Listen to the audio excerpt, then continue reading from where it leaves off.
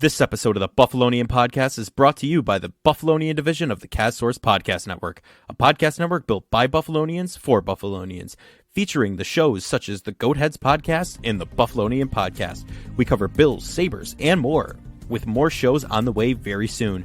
And the CastSource Podcast Network covers many genres, including sports, business, mental health, marketing, and entertainment, featuring the podcast shows such as Sports Bring People Together, Limitless, Saviors of the Metaverse, and The Athletic Mindset. Learn more at castsource.com/podcast. And without further ado, let's get into the Bills, Sabres, hot takes, trivia, and more of the Buffalonian Podcast. All right, let's go.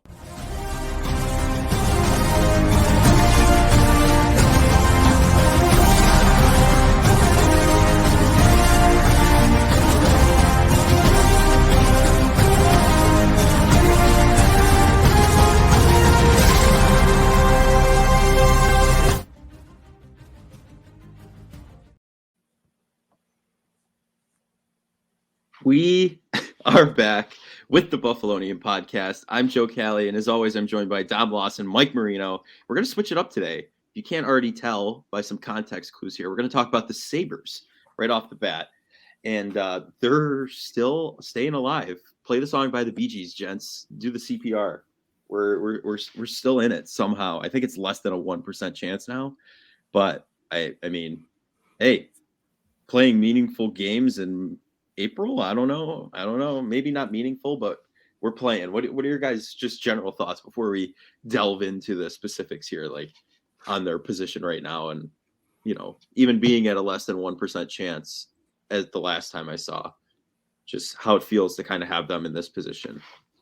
Well, I guess this is going into the season what we wanted, right? We wanted them to be at least in contention this late in the season, and I mean, they are, like, if they went out and we need some teams ahead of us to lose a few in a row. But, like, I think, like, honestly, we shouldn't be disappointed if we miss the playoffs because the preseason, like, at the beginning of the year, we weren't expecting them to make the playoffs.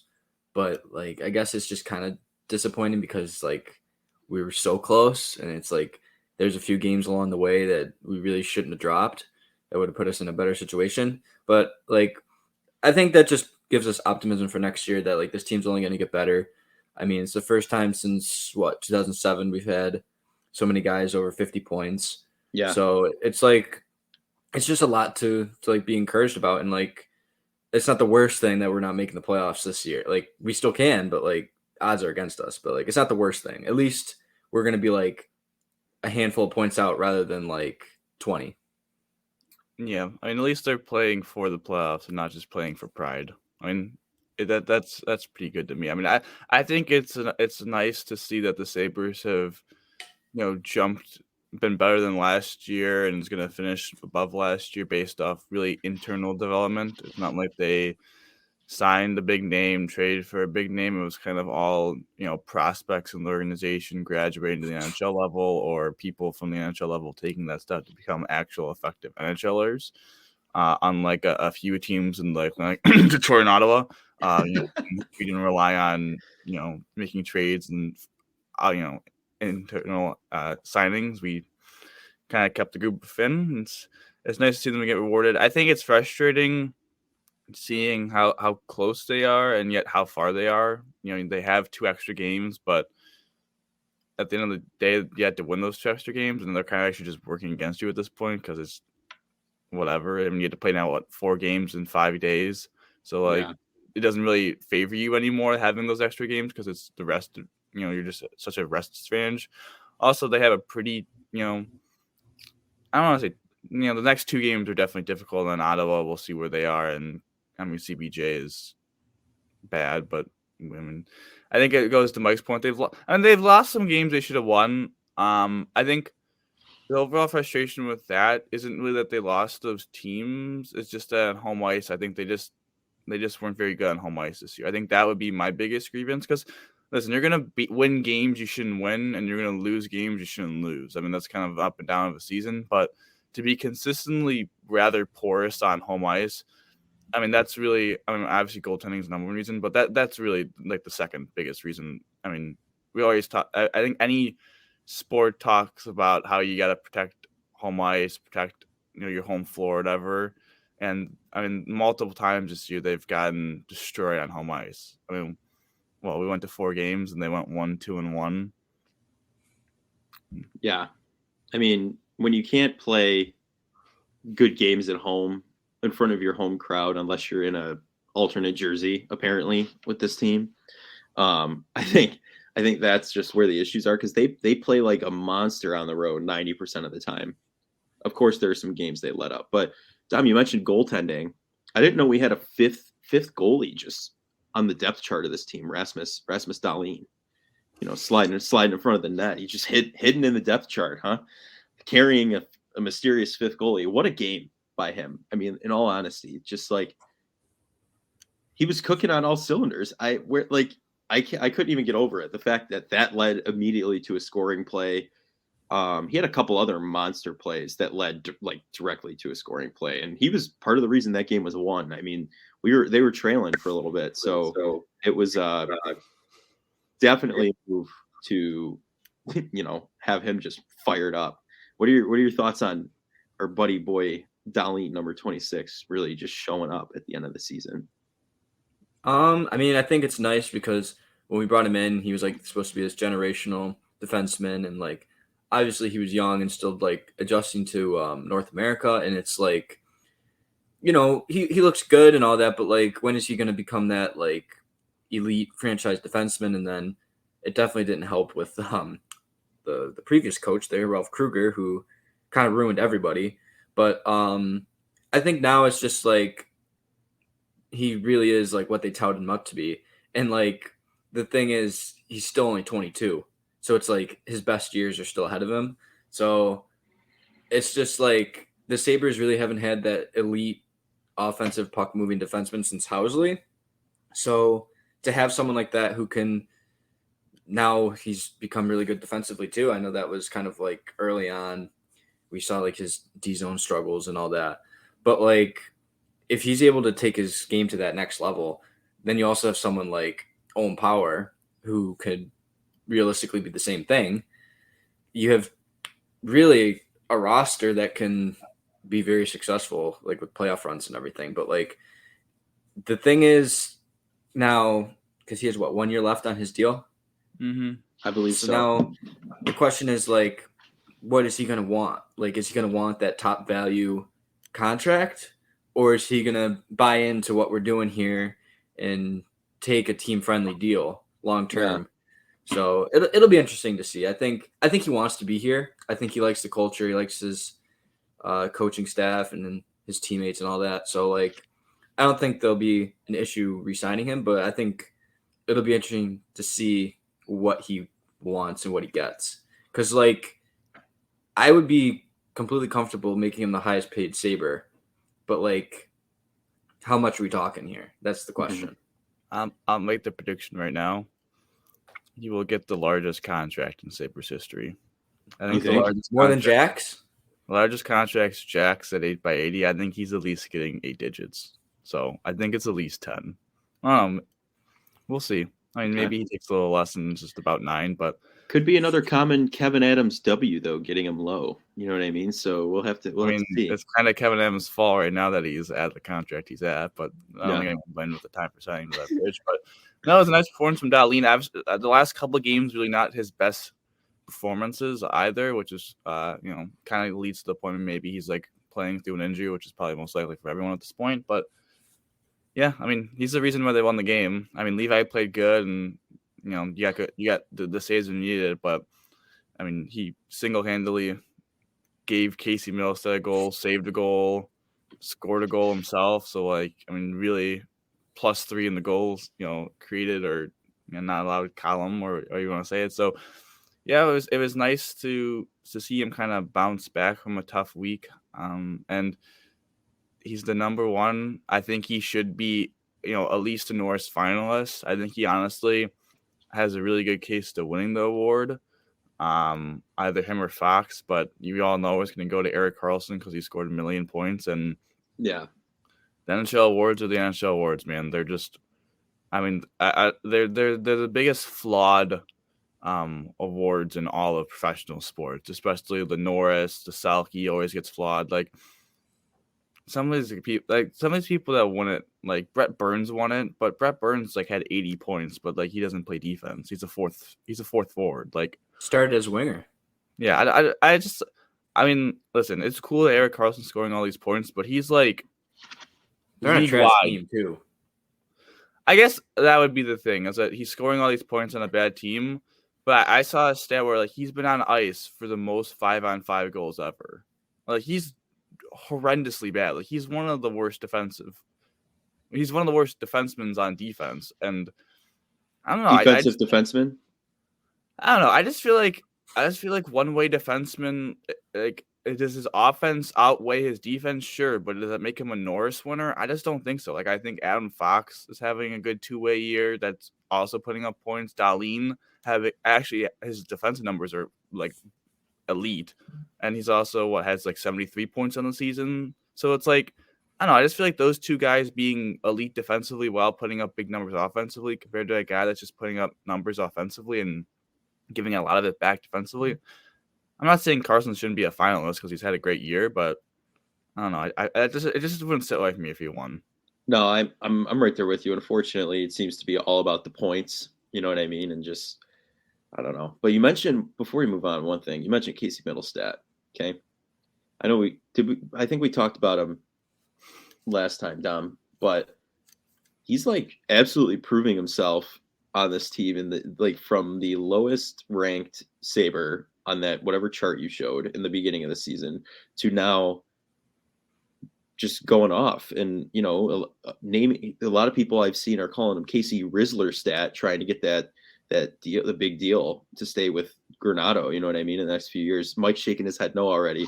That's where I want to go with this. I want to get Mike's opinion on, do the Sabres move on from the Gent, or do they, because he's got some trade value now, you could argue, with the numbers he's been putting up, the assists and whatnot, or do they stick with him and keep him as like a third or fourth line center? Mike, what do you think? Dom and I kind of talked about this last time, but I want to hear what you have to say on it.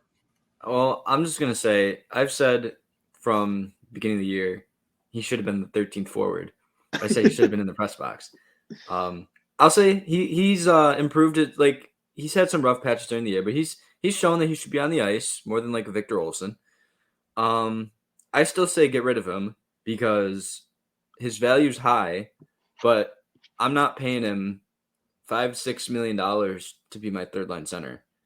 And, I think you can use him as value to get a position more of need. So whether you get another defenseman or you get a goaltender, because from what I see it, you have your top two centers are locked in Thompson Cousins. You have, hopefully, they can re-sign Tyson Jost. So he's a bottom six. And then in the near future, you're going to have a Savoy coming up, a Kulich coming up. If, you have an Oslin, if he makes the roster. I'm blanking on another center's name. Krebs. You have Peyton Krebs, who can play center. Mm-hmm. So I just feel like, and then I feel like forward is just more replaceable than defense right now. And if Casey Middlestat's having his career year, which he is, I don't think he can sustain it. I feel like he's not like a one and done, but I just don't think he's going to be a consistent 50-point scorer. And I think we should take advantage of his value being high to get a position where we need another defenseman. Yeah. And we need a goaltender. So let's take advantage of it while, because is he an RFA this year or next year? Next year. So he has that extra year under contract. So that's also valuable that, a team will have him for the year. But I don't know. I mean, I know Donnie Meatballs loves him. And I know we always made the joke he gets a point and he gets 10 extra games. But he has played well. Overall, I would say he's performed the best he ever has. He's been healthy, which is good. It always seemed like he'd get hurt. But I will say when we drafted him, I was like, it's gonna be a pretty solid player, I think. And then he had his World Juniors where he was really good. And then his cup of coffee in the NHL that year, he was good. And it was like, oh, he's going to be our top 6 forward. He's going to be so good. And then he was kind of forced in and probably should have gone back to school, honestly, play another year. But I think, yeah, I would still deal him. I don't want deal him out. I just have to feel say, like what? I just have to say, you make a great point there about how you should go to school. And I'm just going to butt in real quickly and to say this. There is a lot of talk on the Twitterverse about how Jason Bauerl deserves more respect because Middlestad's now a 50-point forward. Montour in Florida is a 70-point defenseman. Dahlin's, becoming Dahlin. He hit on the Samuelson pick. Cousins is having a great year. The Tage, with the Ryan O'Reilly trade and all this. I will just say this about all this. He put those guys in zero position to succeed. Yeah. So, I'm sorry. You were a good talent evaluator enough to get them into your organization, but you just crapped on everyone's development. Middlestat should have stayed in college. He wasn't even a point per game. He was not a point per game player in college. So that should have been just go an extra year. No. Then he scores 5 points in 6 games in the NHL level, and it's oh boom, second line center. Let's move out Ryan O'Reilly. Tage, you made him a power forward under Kruger. That didn't work out. Who else? Montour. I mean, he's kind of similar to Dahlin. Well, Dahlin now became a good defensive, but even in Florida now, Montour is a one-way defenseman, but that could be usable. They didn't use his skating, which was his best asset. That didn't work out. What else? Cousins was kind of mediocre under Kruger. I'm sorry. I don't understand. He gets credit. Yes, you acquired the people, but if you put the people that you acquire in positions that do not actively help their development and put them in positions to succeed with their skill set, you don't get to reap the benefits when your successor comes along and actually puts the players in position to succeed. It doesn't make any sense. And also the fact of he gave Jeff Skinner a $72 million contract and then decided to put him with a coach that doesn't fit. Didn't trade Ristolainen for all those years. And we all know what was we all know Ehlers was on the board. For Ehlers, yeah. Yeah, we all know all those rumors about how there was legitimate good players that were being offered for him. Never traded for him. And then every year the depth of the team was terrible. You end up trading Marco Scandella and you flipped around his return for Michael Frolik, which then gave you a cap penalty for a team that was 80. That was a 75-point team. A team that wasn't they ended up being close to the playoffs because of COVID, but I'm sorry. This is just a joke to me. I hate every time a player that he acquires or a player that he signed does well. It's oh my God, dude, Jason Botterill, what a guy. It's dude, that dude was terrible. I pray that he also traded Evan Rodriguez and Connor Sheary for Dominic Cahoon that was on the team for 6 games. What about Wayne Simmons? Are we just going to completely forget about that deadline? No. I agree with you. There's no possible way he can reap the benefits of just, actually putting them where they need to be, and he's not even associated with the team anymore. But I'm sorry. Before we move on, I do want to say I agree with mostly everything Mike said, other than because I got sidetracked there. But no, you're good. You're good. Going back to Middlestat for 2 seconds, I agree with everything he said, except if you were going to trade Casey Middlestat, you have to trade him to improve your team now. You can't trade him for a 2nd-round pick and a A- prospect. That's future considerations. Well, no, they're not going to do that. That might be Olsen. I'm going to get sidetracked again, but I don't care. Olsen. I don't think Olsen has any value personally, but dude just scored 26 goals. You could retain half his salary for 1 year. It gets his number down to 2.5. Trade him to Arizona or somewhere. He plays big minutes, lights it up, gets close to 30 goals again, and they just flip him at the deadline, and all of a sudden he's making him just over $1 million for a contending team. That's the way to get someone to jump in on the Olsen is if you retain him and they retain to trade him again. So that's the key move there. But with Middlestat, God, I'm all over the place, man. I'm gonna have to make this its own segment. Feeling Dom's good. Rant. I don't know. Middlestat, you have to trade to improve your team because if you're just trading him for a bag of chips, those half-open ruffles in the corner that you're just snatching on. What kind of ruffles? Sour cream and cheddar. I don't know. Was that one? That's where you go. Yep. There you go. you have to trade to improve your team. You can't just trade him because honestly, he's played well enough where like if you just trade him for nothing, like you're actually hurting your team a little bit. Like if you trade him for a piece for the goalie to pair Levi or for top 4 defensemen, I'm all for it. I'm also definitely not for the contract, but I'm also at the same time, I'm definitely not for the contract that he's potentially going to get. So like he also has 1 year left at the 2.5.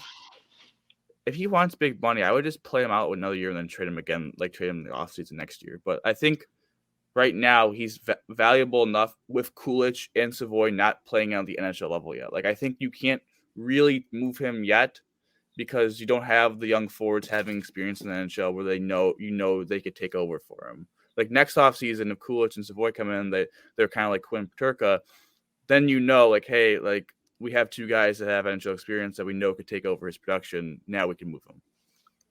Don't have to pay him $6 million. I agree. Absolutely. Like you vomit in my mouth a little bit. Think about that. Well, we're talking about Casey Middlestad's end of tenure possibility for the Sabres, but let's transition to an older gentleman. Even though he's the fastest skater on the ice, okay, you can't tell me different. This guy's like the Flash. Cement in his feet, it's impressive. What'd you say? With cement in his feet, it's impressive in the skates. Right. Yeah, exactly. So he's moving quick. The captain, my captain, Okposo. And what is this it? Is this the end? Is this the end for him? What are you I think it is. I think this is the end for you, my master. Honestly, yeah. I could see him retiring. Yeah, I think he will. I'm gonna be honest with you. He's had injury history, and like I remember when he first signed here, like he had that concussion. It was really bad.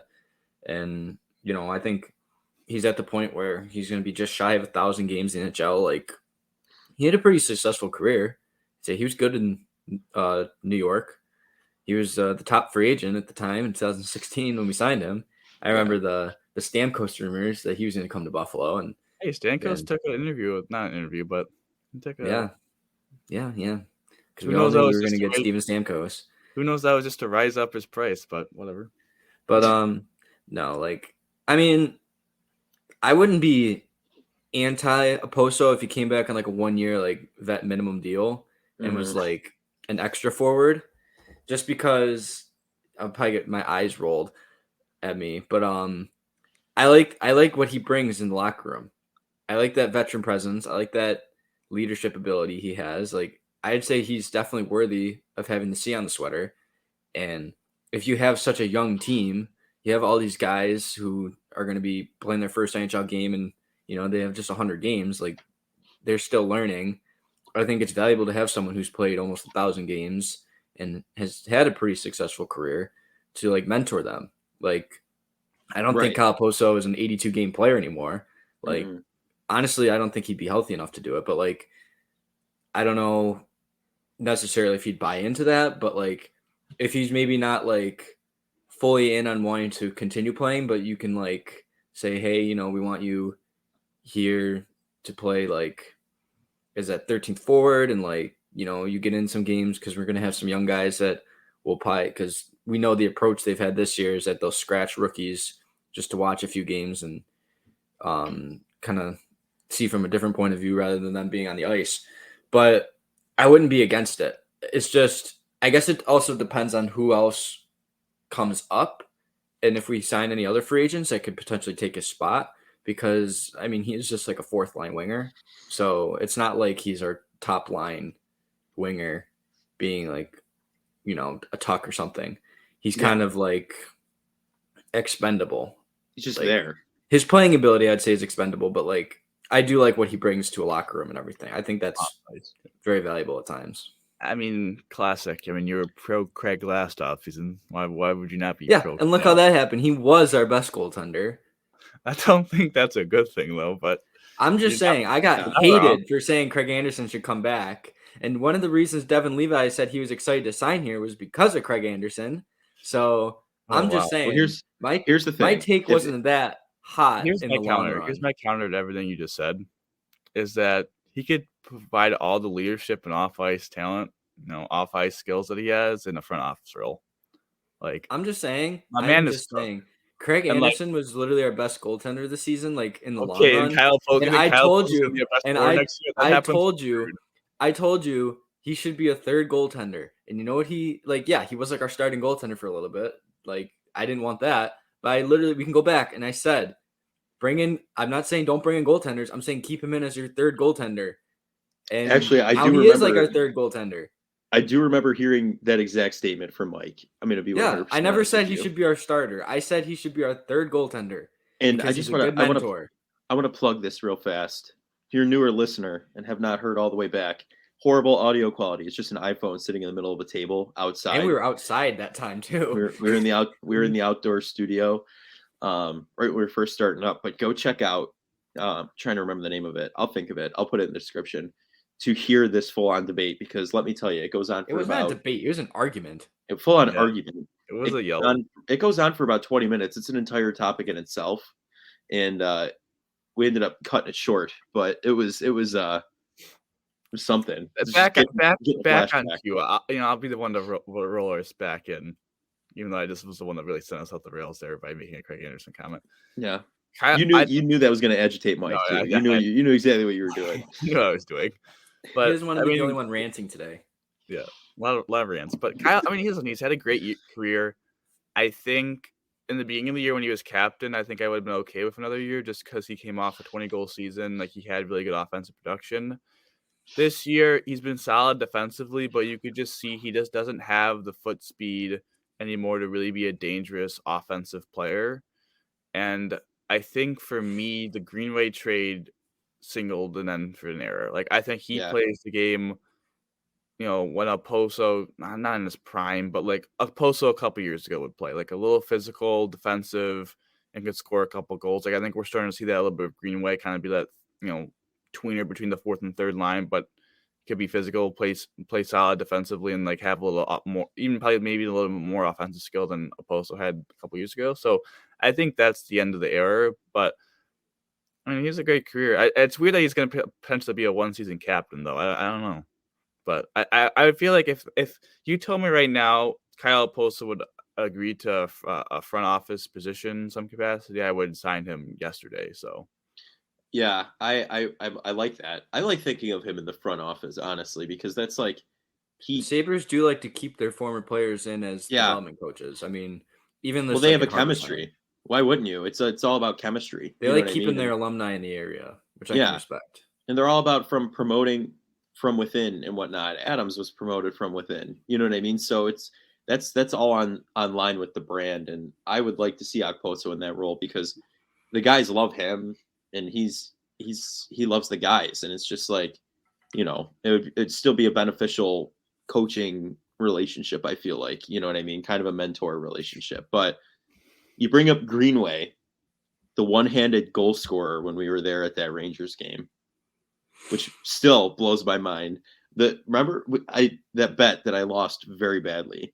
We were like laughing that Mike mentioned to pick Greenway as a anytime goal scorer, and I did it. And I'm like, this isn't going to hit. Of course, he's stiff arming someone and flicks it in with one hand. Like, it just is so perfect. But he looks to be kind of grown in with the guys now. He's a lot more comfortable. What are your guys I think he's going to be, like you said, Dom, just kind of that third, fourth liner, just kind of popping around. And I think he's a beneficial add to the team for sure. Because he does play similarly to Okposo when we got him, you know what I mean? So I think it was a great ad. What are you guys thinking as he's kind of settling in here as a Buffalo Sabre? I think he was a good ad to have. I mean, I think he kind of brings a big physical presence that honestly we just didn't have. I mean, like, another kind of random thing, but like, you look at some of the teams that have made playoff pushes and you see who the players are that they're acquiring at the deadline. Those more one of my favorite terms in hockey, gritty players. And I could see Jordan Greenway being that type of player. So, like, I think also he kind of showed in Minnesota he can, like, be a decent offensive producer as well. But, like, I think here he's not going to be relied on like that. He's going to be, like Dom was saying, like a more two-way, maybe defensive-minded forward who's in your bottom six, who can float between third and fourth line. Yeah. And, I think he's at that age where he's in his prime of his career. He's 26? So he's got, I think, 1 year left, one or 2 years left on his deal. So like, and it's only at $3 million. So I mean, it's a pretty good price for him too. I think when we first acquired him, you could tell there was an adjustment that needed to be made. He did like struggle a bit, but I think now, Joe, like you were saying, he's kind of found his groove here and he's getting comfortable. And I think a full off season with this team and give him a full season, I think you're actually going to see productivity. And you know what? I'm going to call it now. This is going to be, remember when we do our bold takes for the season or whatever? I'm going to say next season, Jordan Greenway scores 20 goals. Ooh, I can see it. You gotta go back. Yeah, Joe, you gotta find that episode and see what we say. Cause I don't. Yeah, remember. I'll go back to like September and kind of look like when everything was starting up. Mark it right now at the 31-minute mark of this episode. I'm saying Jordan Greenway will score 20 goals in the 23-24 season. Okay, all right. I mean, he scored 3 goals in his last 5 games. That's a pretty good, pretty good. Yeah. When you add all those extra games on top of it, I think you've got a good shot of that coming through. But no, I think if him, it would take a little bit to adjust from Minnesota to Buffalo. But I think, it seemed like he was banged up, I guess, or maybe they were just like, you need to sit a couple. We're gonna give you the rookie treatment, just like, hey, take a couple games and learn our system, learn what we're doing out here. And now you see he's kind of a player that can play up and down your lineup. And he's played very well the last couple of games, and I think fans were too short-term minded with this move. I think people thought they were going to get an immediate impact, but I think you got to realize that this guy was pretty low on confidence. Like, he was having probably one of the worst years of his career before being traded, and it takes a second to adjust to a new city. And I think I'm excited to see what he does in having a full offseason, as Mike said, like a full training camp with the boys, and then hit the ground running. I'm very excited to see, because he just seems like I would assume he probably got a little healthier, but he just seems like such a different player than he was the first couple games. Other than, I will say this: he can get off the PK. Like, I'm sorry, I know he was like traded to kind of be a little bit of a PK guy. He is really bad, and like sometimes you just that I don't think will ever change. And sometimes I don't know if it's the system or it's him, but I mean, heck, it's probably the system. I mean, the Sabres, again, just like, listen, I know they scored that awesome goal against the Flyers because they were forechecking, but the full reason why you don't forecheck on your penalty kill is because you let people, if they get by your forecheck, easily enter the zone, and then you can't clear the zone because you have 4 guys. Like, the whole point of a penalty kill once you clear the zone is you don't want them to get back into the zone, and the Sabres make it very easy to do that. One of the reasons why they're 30 or 31st in the league in penalty kill. Right. Yeah, exactly. But the men's NCAA Hockey National Championship has concluded. It's the first time since 2011 it went into overtime too, by the way. So it was pretty exciting. It was a pretty good game. Come from behind victory. The Middlestats lost, unfortunately. I think John Middlestat had the only 2 goals for them. But didn't Jack Eichel lose to like Providence because the goalie on BU scored on himself? I think so. I think you're right on that. I think I remember that. He caught it, like he made a save at the blue line and then dropped the puck into the net. Oh my God. That would be a horrible way to go out. Brutal. That's your end of your career. I don't think you come back from that even in the college level. But that means Ryan Johnson, his season is over. Okay. So what should we be expecting here from the Sabres? Does he come up for some Rochester Amherst? Are they in the playoffs this year? Or no? They are. They are? Rochester's clinched. I don't think he could play for the Amherst. He can't? I think you had to be like, it's kind of yeah, there was a thing earlier, like you had to play a certain amount of games, you had to be like assigned to the AHL at some point. That's why didn't they do that to Krebs? It's like baseball. Yeah, it's like baseball. Like, you have to be on the roster by like the 1st of September to be activated for the postseason or something like that. So okay. I gotcha. So it's like how last year they did like a bunch of paper transactions like at the end of the year with like Samuelson and Krebs.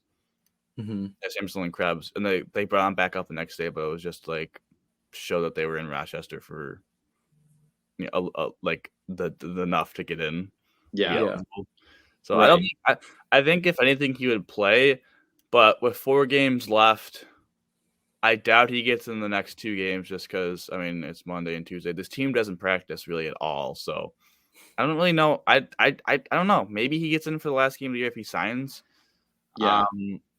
I Would that believe burn a year of his ELC? No. No, I don't think so. I think it has to be like Okay. 10 games. Well, I think Okay. he could have it with his contract where it burns a year. I don't know. I don't know enough about that stuff, but I think Because I know sometimes like they sign players and it's like Owen Power. I think it burned his first year. It might have. You're right. Yeah, I want to say it did. He's American, right? Ryan Johnson? Yeah. Yeah. Yeah, Mhm. so he wouldn't have to go through like the visa process of Levi. So I guess maybe potentially. I don't know. I think it's really up to him at this point. I think it's important, you know, listening from eavesdropping in my Bison's press box position, listening to Mike Harrington talk about it. He was talking about how it was an Adams draft pick, and he doesn't know if Johnson sees a future in the NHL. I think they're both valid points. I mean, but at the same time, talent's talent, and I feel like, taking 4 years of development for someone and just kind of losing it would kind of just, I mean, for lack of better words, suck. So, I mean, you would get the 63rd or something pick in the 24 draft. So it's not like you're losing, you're not getting an asset back for him, unlike Portillo, but. Also, I still can't believe they got off their round pick for Portillo. Single-handedly lost the final Frozen Four second year in a row for Michigan. Brutal. Yeah. But I would say he should sign because I think he's pro ready. I don't think he's gonna need a lot of time, if any time, in the AHL. Like I think his skill set of skating and puck moving transitions really good to the NHL level. It's just maybe the physical part. He might have to learn as being a little bit of a smaller guy, if not big physical tools, but. Mm-hmm. Again, like it's Samuelson, Dahlin, and Power, and then it's kind of like who's your fourth, and it's like some days it's Yuki Haru, some days it's Labushkin, and then we have like some number 6 guys like Stillman and Bryson. Like I think there's an opportunity for him to at least get bottom pair minutes, but is that not good enough for him? I don't know.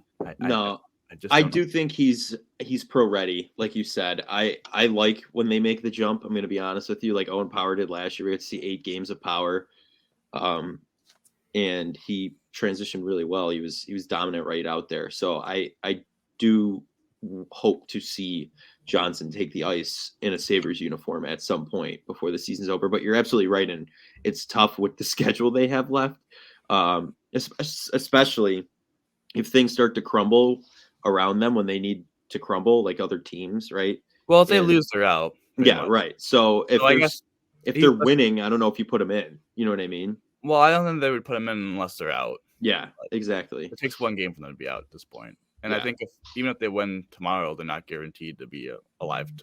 I'm sorry, even if they win tonight, they're not guaranteed to be alive tomorrow because of the other results. But yeah. So transitioning us to the final segment before I do our last week predictions.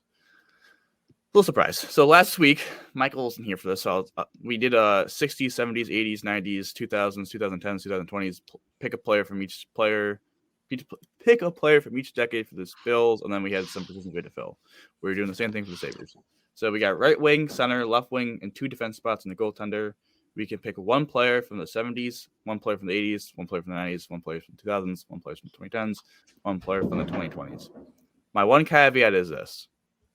We are not cheesing this with picking centers and putting them to wings. You had to pick a true winger. It's not like Dylan Cousins played his first half season at wing, and then we're going to put him there. No, that does not count. He's a center. If we pick Cousins, he's a center. So for last week, we did 60s to 20s. We could do 20s to 70s or 70s to 20s or however you want to do it. Mike, I'll let you choose. Start old. Yeah. Start old. All right. This is hard now. Is this a collective effort? Yes. Okay. It is a group effort. It's a group project. Okay. All right. 1970s. I think that one's obvious. Well, I feel like it's obvious, but yeah, I feel like it's obvious. Are we taking Perot? Yeah. I think the only thing I would say to that is if we would have punted on the center position and taken a winger instead. May not have been the worst idea in the world, but I could understand why. I get it, because then there's better centers later on. But like, Well, then it'd be hard because it'd be like, who are we picking center wise? Because of the LaFontaine. Well, we'll get into that. 80s, I think, is also pretty obvious what the pick is, just because the former coach. What? Our former coach. You taking Lindy?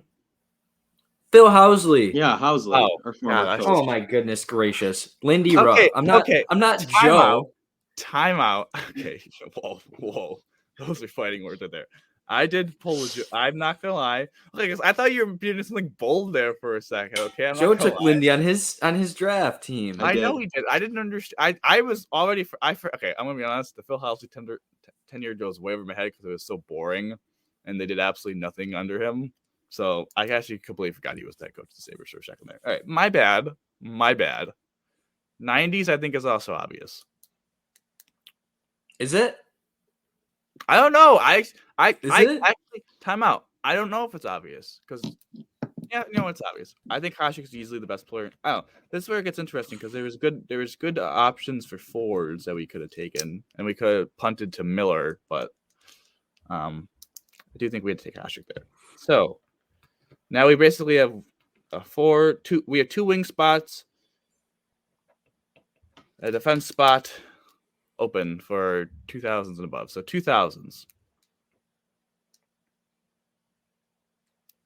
I think this is where this gets challenging, man. I'm just gonna say it. Yeah. Wait. This is where I say, have a like, I think we regret So like, not taking winger early on. is it in the 2000s? Like the player we're getting is that player when they played in that era? Yes. Yes, we'll make that. Oh, okay. rule. Because I was Why gonna we- say, why don't we get like?